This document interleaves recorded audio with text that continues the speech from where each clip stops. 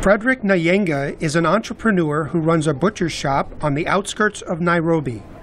His parents, like many Kenyans with high hopes for a country that won hard-fought independence, wanted their son to get a good education, but they could not afford to pay school fees.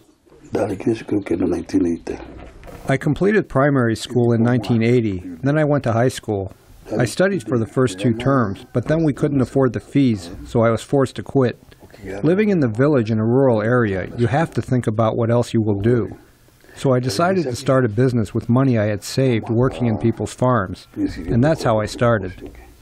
Like many people in rural communities, Nyenga shares a home with his extended family. He lives with his parents and 4 children. His first order of business is a trip to the livestock market to buy supplies. He does not own a car, so he uses a public transport minibus known as a matatu. Life can be hard and money is sometimes tight, but Nyenga believes Kenya has made major progress over the years. If you think back to the early 1970s, there were no paved roads or tapped water.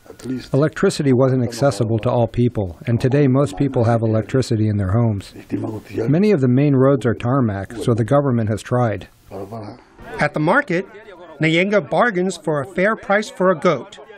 He usually buys one for about $125, but here he has to pay about $160.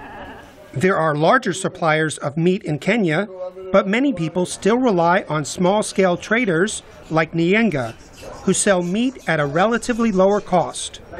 When asked what he hopes the future holds for himself in Kenya, Nyenga is non-committal.